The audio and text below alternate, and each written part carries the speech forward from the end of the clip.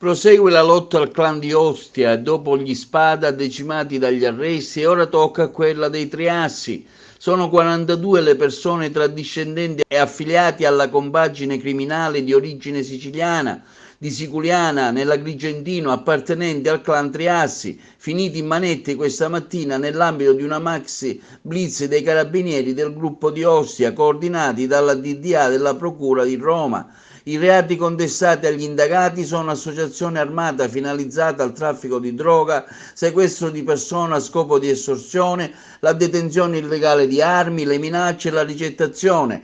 I Triassi di origine argentina sono da sempre considerati il clan rivale degli Spada. L'operazione dei carabinieri, coordinata dall'aggiunto Michele Prestipino, è scattata alle prime luci dell'alba sul territorio laziale, ma non solo. Gli arresti sono stati eseguiti anche in Campania, Toscana e Lombardia.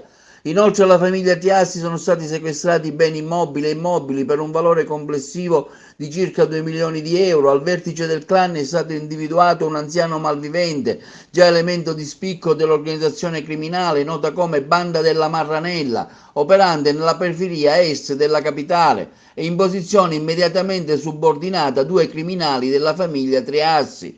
Nel corso delle indagini, spiegano gli investigatori, stamani nel corso di una conferenza stampa tenutasi, sono stati ricostruiti alcuni gravi episodi delittuosi commessi dagli appartamenti dell'organizzazione criminale avvenuti a Ostia e nelle zone limitrofe negli ultimi anni.